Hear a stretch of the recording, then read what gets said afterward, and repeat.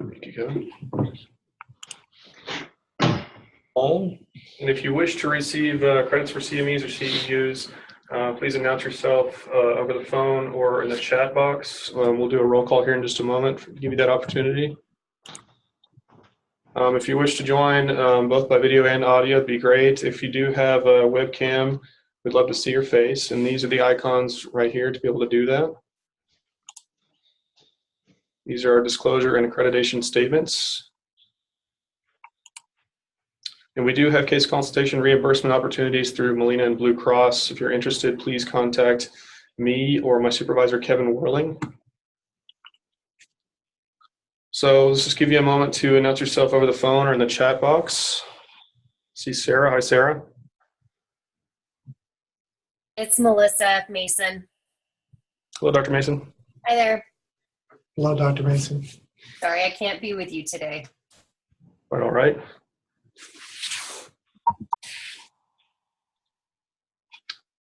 All right, so please just announce yourself, your full name and your organization in the chat box as we go if you want to receive those credits. So before we get started, one more thing to do. I'm going to do a little introduction for our speaker today. Timothy Doc Acklin is a certified athletic trainer who has worked in the New Mexico healthcare system for over 34 years. Doc joined Mayfield High School in the fall of 1985 as the head athletic trainer and a science instructor.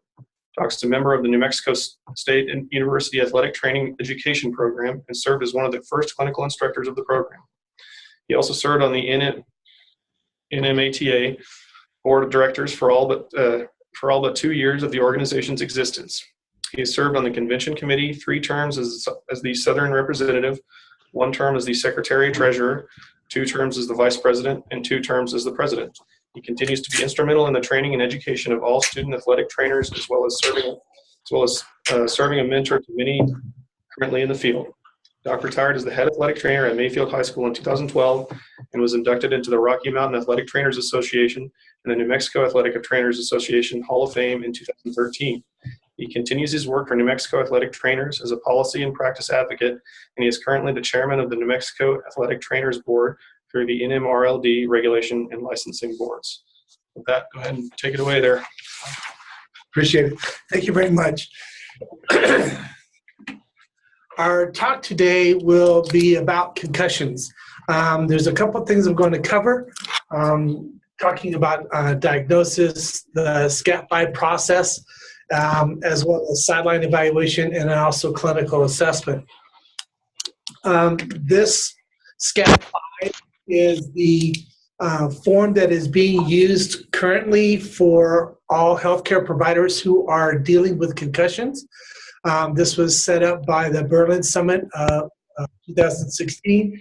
It is a little busy on the screen, but you can download this information and you can download the paperwork. So the first section of it is about what are the red flags, and it also talks a little bit about evaluation in the Glasgow-Coma scale, and then on the right-hand side, it lists the different clinical settings, and then you score that individual.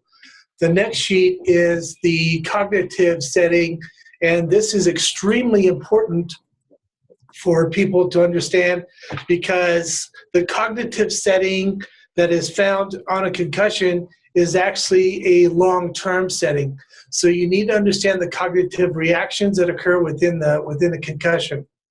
On the far right-hand side is the return to play criteria, and these return to play criteria we'll talk a little bit more in detail. But that is the SCAT-5. So it's actually 4 sheets. There is an app, and this app can be downloaded. Okay, in concussions, the most important thing to understand about concussions is their loss of consciousness or no loss of consciousness.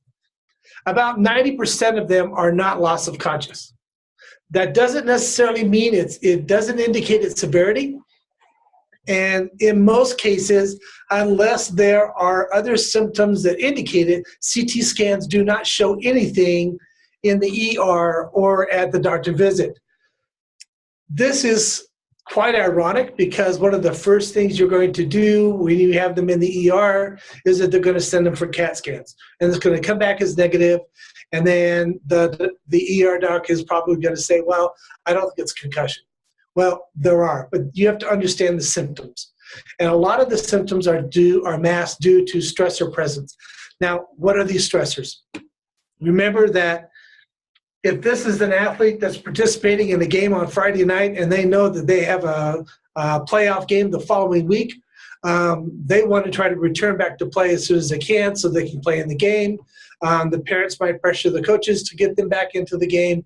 And if this is a club activity, there really isn't any regulatory functions that occur at that site. So getting those individuals back into activity may cause the symptoms either to be masked or in some cases even delayed over a period of time. Sensory input on no loss of consciousness, the most common of them is photophobia and autophobia. The effects, these effects may increase the symptoms such as bright lights, blue screens such as coming from a computer or from a phone, video games, especially video games that have bright lights or that have moving lights. TVs may also cause these reactions as well. But any light sources and any loud sounds, especially earbuds or earpods, may increase symptoms of sensory input. To give you a little background, let's talk a little bit about the law in New Mexico. Now, a precursor to the law. These laws were written for junior high and high school students only. They do not involve club activities, and they do not involve elementary students. But since the majority of the junior high and high school activities are regulated through the New Mexico Activities Association, this law was very pertinent. In 2010, SB 1 came in. They had a removal of the patient from the day of activity. They have to be asymptomatic for a period of 7 days, and then they would start to return to play activity after 7 days if they are symptom-free.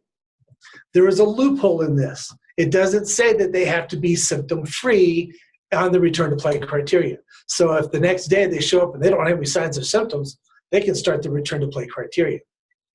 Now, this caused a problem because some people were saying, well, I got hurt on Friday night and I have the next game is on next Friday, and Saturday they come in, they're asymptomatic and they don't have any problems. They count that 7 days. Well, that 7 days was Friday. That was the last time they had symptoms.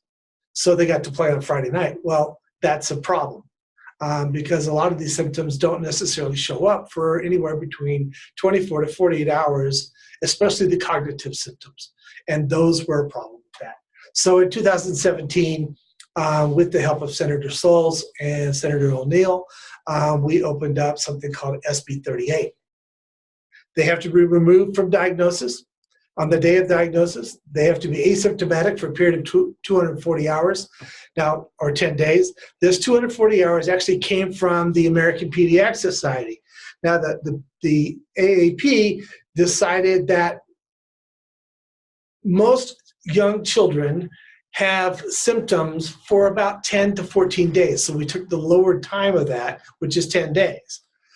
What that does is that it removes that athlete from play, and then it also makes that individual sit out for 10 days to make sure that they are symptom-free.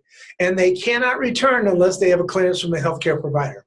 Just FYI, the healthcare provider list is from the legislature, and athletic trainers are on that list. So if they have an athletic trainer at the high school, they are the healthcare provider that can return them and clear them. They have to follow a stepwise return to play criteria. And I put on there the link for the NMAA concussion law, which also gives you the return to play criteria. So in 2006, the Zurich Summit came up and set up definitions that identified symptoms. What that did was that it took away mild, moderate, severe characterizations and also classifications of a concussion. And it just listed it as head trauma. they deleted wording for the different classifications of it, and then in 2008 they decided to have another summit, and that established the return to play criteria. And there's a list of 5 to 7 return to play criteria, and then they instilled the need for proper care, especially follow-up care. In 2010 in the Vienna Summit, which is what helped us to identify the SB1, redefine the symptoms, established cognitive baselines, and then reevaluated the athlete or return to play, including pre and adolescent patients. So they listed elementary school, junior high students, and also high school students. The most important one was the 2016 in the Berlin Summit, and they determined evaluation and recovery standards. They also established the SCAT-5. So if you go back into the history, 2006 was SCAT-3. 2008 was SCAT-3 plus. And then 2010, they decided not to add anything to the SCAT-3 plus, and then they were starting to identify the SCAT-5. In 2016, in the Berlin Summit, they established the SCAT-5 as the official concussion evaluation tool. And then they developed general consensus on concussion, which was signed off on by just about every major medical process or major medical association. The AMA, the British Medical Association, as well as the NATA, which is the National Athletic Trainers Association, the American Pediatric Society, as well as the American Neurologist. So when you are getting that individual in your office, so they have already had their concussion, they've already been removed, and then they get sent to the office, and then you say, well, what do we do in our office to identify codes? And this was really interesting to me because the Komodo cerebri, as the ICD-9 codes, listed as anything that caused a head trauma without loss of consciousness, period. It doesn't list anything else. It doesn't tell you signs. It doesn't tell you symptoms. So when you were putting in the ICD-9 codes, everything looked pretty simple. And then you can identify that ICD-9 code. Well, an ICD-10s came out in 2016. They listed as specifically. So the OXOA listed signs and symptoms of a concussion or as a head trauma, including nausea, dizziness, vomiting, sound, photophobia, onophobia, and audiophobia. The ICD-9 also had a subsequent encounter, which means that if they had a first encounter and then they were released to activity and then they had another one, then you list them as a subsequent encounter. The issue on this one is that, yes, there was no loss of consciousness. However, symptoms increased, and also all of the symptoms were identified as being relevant to head trauma. So that was interesting to note because the OXOD said that you cannot put that as an ICD-10 code unless they actually had a second concussion. Now, what we're trying to prevent is trying to prevent that student from having a secondary or a subsequent encounter. And the subsequent encounter also lists coma and death, which is quite hard to do when you're looking at it's just a head trauma. But now all of a sudden they're in a coma or they died because of their secondary encounter. When you look at the next one, which is the loss of consciousness, it lists loss of consciousness at 30 minutes or less. So for those of you that were paying attention to the Super Bowl the other day, there was an individual who was out trying to get a tackle, turned and looked, and one of the linebackers hit this individual, but then in slow motion, you can see that this individual is unconscious before he hits the ground. But he was only unconscious for about 15 seconds. Now, does that mean now that he is on the OXOA or is he on OX1A? And the answer is he's on OX1A. So he has loss of consciousness. Even though he was for 15, 20 seconds, it's still loss of consciousness. And that is actually pretty rare in most cases for concussions. The loss of consciousness is important to note because when you do the OX1A, it automatically tells you to run a CAT scan. All right? So that is probably one of the few times you're going to see that happening. Now, in the NFL protocols, they took the individual off the field. They took him up to the locker room. There is a neurologist. There is an athletic trainer. There is a team physician, and they all run through the SCAT-5 program. And the SCAT-5 also is indicated based upon something called in-text, and that in-text is just a identifying code for how they look at that individual, and then they're not allowed to return that individual back to activity based upon those codes. And in New Mexico, you don't return that individual for 10 days on the first one, and you don't return them on definitely on loss of consciousness for 10 days, and they have to be symptom-free. So what are the symptoms? Well, it's a headache that gets worse, or a headache that's new, neck pain that gets worse. Now, please note that neck pain, for those of you that watched the last thing I did, which was the 2-minute ortho, you do the palpation off of the occipital notch and you feel for the vertebral artery. When you press on the vertebral artery, they're also going to get nystagmus. So that neck pain is indicated because of that. Becomes sleepy or drowsy, it can't be woken up.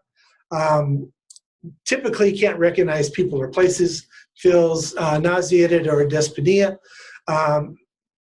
When it says acting weird or strange, it's a change of personality. They tend to be confused. They tend to be very irritable. The really nice kid who's sitting on who's been in the team for a long time, always yes sir, no sir, very happy, gets a concussion, comes off the field and starts cussing like an old sailor. That is a red flag. Seizures does not necessarily mean it has to be grand mal. We're talking about petit mal or epimal, and these are seizures with arms or legs that are jerking uncontrollably, and in most cases they will have an increased heart rate as well. Has weakness or numbness or tinglings in the arm, especially when it goes down bilaterally. If they have a unilateral numbness on, let's say, the left side, we can call that probably brachial plexus neuropathy.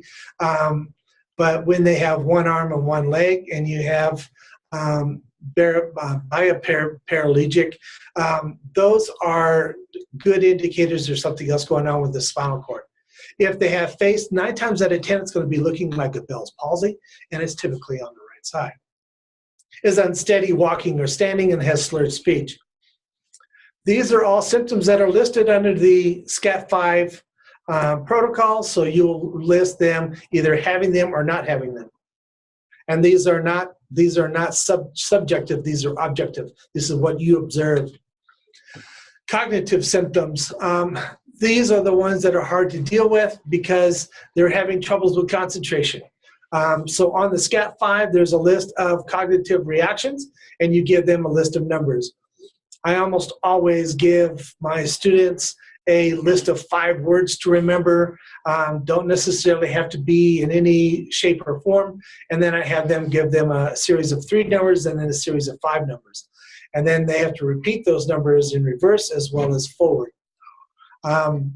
Having difficulty in comprehension. A student who has a concussion and then is returned on Monday after following the Friday night game, goes back to class on Monday, and the English teacher is trying to tell them to read and then answer questions based upon the reading, and they can't even tell you what the name of the book is, even though they may have been on task before that. They're unable to stay on task, unable to respond in a timely manner, and in most cases, they're having troubles with writing or putting words into written form. Now, these all happen because of cognitive reactions, especially in the left nodal area. Noise levels will create more symptoms, and lights will affect more symptoms. So in a classroom, for those of you that's been a while, most high schools and junior highs have brick walls, and there's pretty much nothing on the walls that is going to absorb the sound. You walk into the room, there's a lot of vibration that's going on, and then the next thing you know, this athlete is having their head on the table or head on the desk, and they're trying to cover their ears and trying to cover their eyes. It's the vibrations in the room that are causing the reactions. we have noticed that teachers that place carpet or carpet squares in a room or put something on a wall that has some kind of absorbent behavior on the wall, the comprehension levels actually increase. And so that's something that teachers do. As a trick that I used to do, I always made sure that I got friends who gave me carpet squares, and the carpet squares were in front of each one of the desks. So when you're moving back and forth in a room, that vibration is lessened, and it's easier for those students to pay attention. The return to play criteria, the American Association of Pediatrics has a list of concussions for gradual transition return to academics. This website is very, very, very distinctive. It is probably one of the best lists of return to play for cognitive reactions that I have ever seen. The only issue with this is that this is not a position statement. It is just from a press release that was done from the AAP, and it most likely is probably not very well read. So if you're interested in concussions, this would be my first step. The next two listings are from Bacos and from Raquel. Bacos is the number of concussion department or the emergency room department visits for concussions in youth and child. And what this article states is that 80% of the people that show up with concussions are then released back to activity based upon lack of symptoms. And this has occurred because of the first 24 hours. And what happens is those patients turn around and go back to the emergency room after 48 hours, and then they're noticing that their symptoms are going up. In Raquel and Yard, the comparison of high school sports compared to practice and competition. This is interesting only because we all look at the games because that's where everybody goes. That's where all the parents go. But what you don't understand is that 90% of the injuries that occur in activities occur at practice, and they're not listed. And if there's not an athletic trainer there to take care of those individuals, then those injuries and illnesses get unreported. And because of that, there is a higher incidence of return to the emergency room because of lack of care that is occurring at the site. There's a Youth Sport Safety Alliance organization through the Journal of Athletic Training, and that youth sports lists all the different types of injuries that occur, and it's like a history list. The last one is the NATA statement, and this is the codes from the NATA journal that lists concussions and how to do the return to play criteria. So in return to play, the most important thing you could do is rest. Now, there's a lot of argument whether or not you should rest them for complete rest. It means dark area, no sound, no light, no nothing for 3 to 5 days. That's actually been knocked down. It says 2 to 3 days without average or above average stimuli is more than adequate. So they can go home, they can rest, they can sleep. Resting too long actually affects performance, and it also causes the cognitive symptoms to be aggravated. Activity only if symptoms return over a 24 period of time, but right above it, it says driving, use of electronic devices, social media may need to be restricted. Do not let a child drive home if they've had a concussion. Always get somebody to drive them home. Remember, you're liable for that if you allow them to do that. But use of electronics, trying to get a phone away from a child is like pulling teeth without anesthesia. But if you tell the parents that, look, if you get away from the phone, get away from the TV, get away from the video games, and just allow them to rest if they want to look at a book, or they want to just lay there and just think nicely, have a light sound or light music on in the background, that's fine. But ear pods are no-nos. And so are big, heavy earpieces that go over the top of the head. Probably not a good idea because that's way too much sound in a very distinctive area. Mild activity such as walking and movement is beneficial as long as it does not cause symptoms. There is new research now that says that if they have a concussion, they should start doing some mild walking. Have them get out of the house. Don't put any earpods in or anything like that. Just walk, or going to a treadmill, or even getting on a stationary bike. The functional return to play is based upon activities that do not increase or cause symptoms. The important thing on this is that they start with walking, then they start with jogging, and then they start doing heavier running, and then cutting back and forth, and that causes vestibular reactions. Then the next one is doing light weightlifting and even doing drills. And then the next one is return back to competitive activity. The key to this is that they cannot have increase or cause any symptoms to return.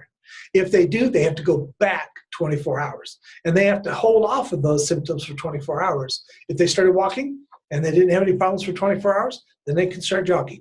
If they start having pain or symptoms when they're jogging, they go back to walking. And this needs to be done on an individualized basis. It's not done just because it says these are the list of things to do and you go to the next step every single day. That's not how it works. Now, there is another thing here, and one of the pearls that I have used in the past, not only because the national sponsor is Gatorade, but carbohydrates are really important for recovery.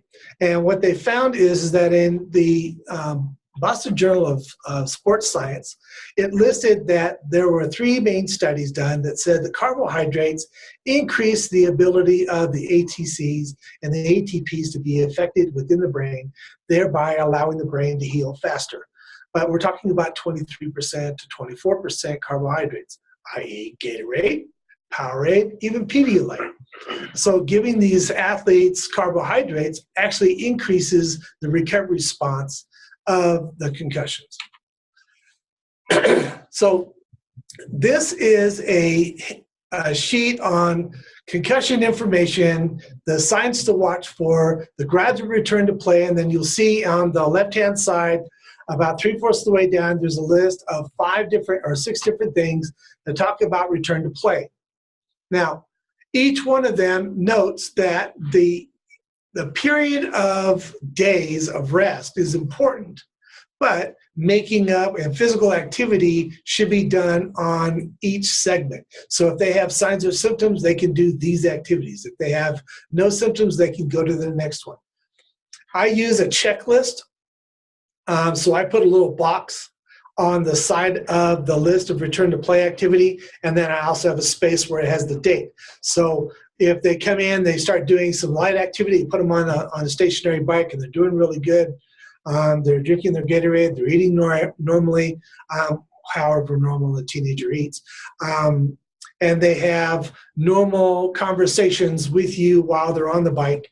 That's important because of cognitive responses. And then I would check that off, and then I write the date. And then the next time they come in, they have started doing the treadmill, and I put an incline on the treadmill. And they started having problems with symptoms such as their headache, or started getting dizzy, started getting a little nauseated. I would take them off the treadmill, let them rest for 24 hours, come back and start the walking again. So these are the little checklists you can do on your own. The importance of proper care that was listed in the Berlin Summit listed that individuals have to be removed from activity immediately, and they are not allowed to return back to activity that same day. Individuals should be evaluated based upon the SCAT-5, and it's important to note that they're not only listing physical symptoms, but also cognitive symptoms. The healthcare provider must determine the care. Now, what does that mean? Well, if you're coming from an athletic trainer's point of view, then you need to be able to communicate with that with the coaches, with the staff, and with the nurses. If they get sent to your office and to the physician's office, you need to be able to list what the cognitive symptoms are and also be able to identify what the return to play is. When you follow the guidelines of the Berlin Summit, the healthcare provider should note all the symptoms and adjust the return to play criteria accordingly to each individual. It is not just a standard statement. Each individual has to be taken care of. Now, one of the things about follow-up care is that most children recover spontaneously. However, there's a period of time or a period of adjustment that activity should be considered. If they suffer a concussion on a Thursday night following a gymnastics meet, on Friday they come in and they're not having any problems, except they just don't feel right. They're having troubles with a little balance. You're not returning that individual back to a gymnastics competition, all right? But on that next day, that next Saturday, they're like, oh, I'm fine because today's the day of the competition. You better be aware of physical symptoms can be delayed for 24 hours. So you need to follow up with them. I would suggest that they get pulled from activity.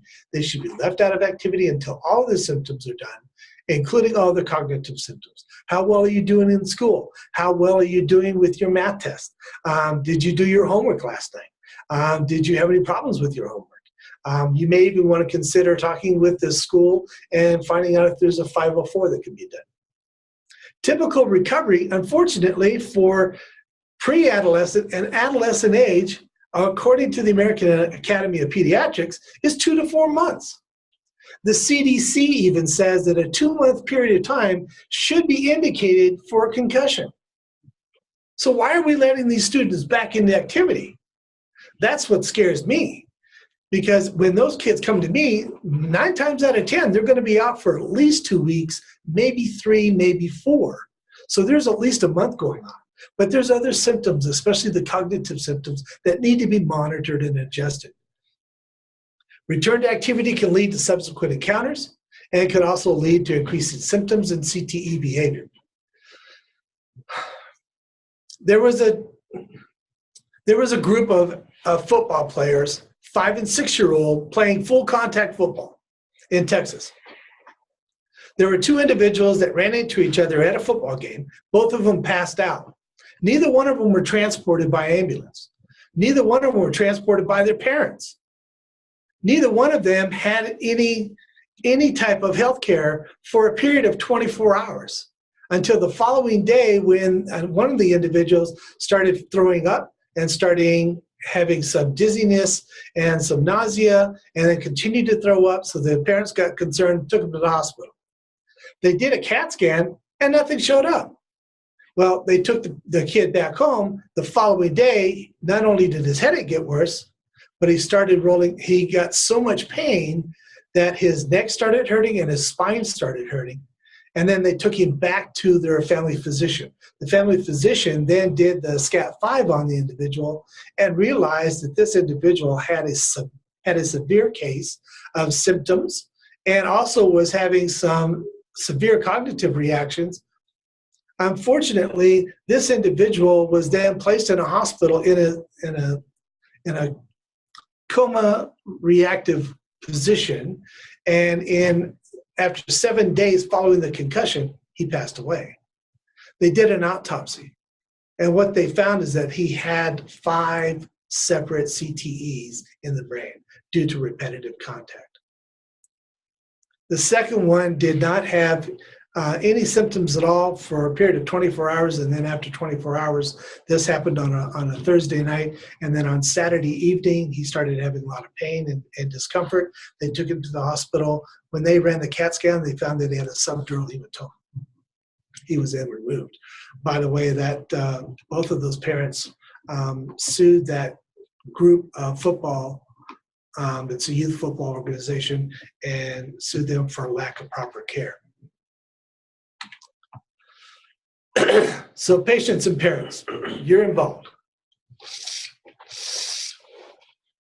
The kicker is that most parents play vicariously through their children and want them to go back in activity. Saw an individual who had concussion symptoms, and the parent took him to the emergency room because he was having pain. He just wanted the individual to have pain medications so they could take him back for the second half of the football game. Fortunately, the physician and the ER docs decided that's probably not a good idea. As a physician, your responsibility is the care and safety of that patient. So if it is just a few symptoms, but there's no cognitive reactions, I'd still watch them. And I would still keep them out of activity until all those symptoms are gone. If they're a junior high or high school student, they're out for 240 hours from the time of the diagnosis of the concussion. So they're out for at least 10 days. Then they're taking 5 to 7 days for return to play criteria. Athletic trainers are extremely important on the sideline, not only in practice, but also at the games.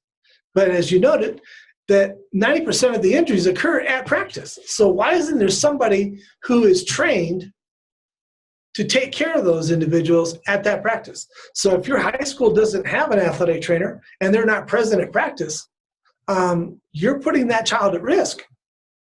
And as a parent, I would make sure that there's an athletic trainer on the sideline. In the state of New Mexico, there's 183 schools, high schools, that are involved with the NMAA. Only 65 of them have athletic trainers, realizing, of course, that the majority of those schools are 1A, 2A, and 3A schools. Well, you can hire a coach that is going to teach the student. You can hire a school nurse to be at the school to take care of them. Why don't you hire an athletic trainer who can prevent these things from occurring? Your coaches, administration, and staff need to be aware of what's going on. I have an app on my phone that is for concussions. It's on SCAT 5. At the bottom of the SCAT 5 listing, I can put in the name. I can put in the time and date in which the concussion was identified. And then I can send that score to the school nurse. I can send it to the AES facilitator. I can send it to the administration. And then I also have a little text thing that I can send to my coaches saying, hey, by the way, Joe Smith has a concussion. We'll be following concussion protocols for the next 10 days. I will keep you abreast of what the situation is. All right. So there are apps out there that you can use on your phone that you can send information to your nurses, to your administration, and to your staff. It's almost always important to note that if you get hurt on a Friday night, that on Monday morning when that child comes back to school, even though they're symptom-free, they need to be aware of, at the staff level, that whether or not they've had concussion, that they need to be watched. Here are some of the resources. The NMAA has a physical form. On the physical form, it lists what a concussion is, what are the signs and symptoms, and what are the return to play criteria. There's also a full return to play criteria form that can be downloaded as well. The Journal of Neuroscience has a really good research information, and these research components can be used by just about anybody. All you have to do is go to that site. There is the listing of the journal as well as the page. In that, it talks about what a concussion is, what are the return to play criteria. It lists the Berlin Summit as the cognitive settings, and also the Berlin Summit as the return to play criteria. Doc, we have a comment in the chat box. What is the name of the app? The name of the app, believe it or not, is called Concussion. Thank you. There are 4 or 5 of them. I bought the one that was Concussion Plus. It was like $4. And do you know if that is available for both Android and Yes, it is iPhone? for both. Okay. Yeah. Most of my counterparts don't use Apple like I do. Okay, And so, yeah, you can use it. great. And you'll always see athletic trainers on their phone during the game, keeping track of injuries. There's all sorts of things you can do with it. Some even walk around with iPads and put in their names and all that kind of stuff. So it's pretty cool. The cattonline.com is an overview. This is from the British Journal of Medicine. This overview is based off of the 2016 Berlin Summit, but it also lists all of the different resources that you can use. There's also forms that you can download from that overview, as well as from the British Journal of Sports Medicine. The British Journal of Sports Medicine is really important to us in America because they're the ones that headed up the Berlin Summit. So they're the ones that were the lead when coming to identifying what the list is, how those things work. So that's how that works. I listed 5 questions for you. We're going to go through each one of them real quick. Should students with no symptoms be allowed to return to play when they feel like it? Obviously, the answer is no. Coaches would argue with you. Parents would argue with you. I would even guess that sometimes administrators would argue with you. Oh, they don't have any symptoms. Why shouldn't they return to play? Because the state law says that from the time of concussion, they're out 10 days. And then they have to follow return to play criteria, which, by the way, is going to be about another 7 to 8 days. So they're out for 2 weeks, probably 3. How many days does the state of New Mexico require for removal of concussions? The answer is 10. It used to be 7. I would love it to be 14. But it was a big uphill battle to get 10. So I'll just leave it at 10. Once again, this information of 10 days was actually taken from the American Academy of Pediatrics. What is the name of the summit group that identified treatment protocols for concussion?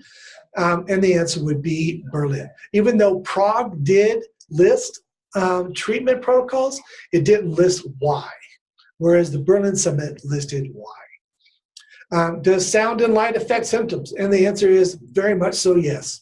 I've even seen glasses that you can purchase that have a blue blocker on it so that students can wear them when they're working on computer screens in the classroom. They are really good to use. They tend to be a little expensive, but it's something to look at. And believe it or not, most healthcare insurances will pay for them if there is a need and an effect for that prescription. Does an early return to activity increase or decrease the probability of injury? And the answer is increase. Secondary impact syndrome is a huge issue to worry about. Do you need to worry about students going back too soon? And the answer is yes. If their physical symptoms are gone, but their cognitive symptoms are still there, how well are they going to think and react on the field because of their cognitive symptoms? They may be the greatest athlete on the planet, but if they can't think about where they're going or which huddle to go to, chances are they shouldn't be in the game. And that needs to be considered when you're looking at these individuals. So there they are. If you have any questions, please feel to ask. We've got about 15 minutes and we can talk about any questions that you might have. Sounds good. Thank you, Doc. So what I'm going to do is I'm going to go ahead and stop the recording here momentarily.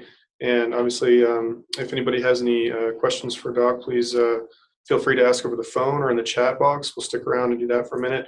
It looks like I've heard from just about most, or if not all of you, for the roll call for CME, CEU credits. If you haven't done so, please announce yourself. Also, one last thing before we go to questions and discussion is I posted a link to a survey in the chat box. Please take just a few minutes to complete that. This is the kind of feedback that we present to our funders, and we are really dependent on that funding over here at Envision. We would really, really appreciate it. All right, I'll leave it up to you guys to have a discussion, and I'll stop the recording. Thank you.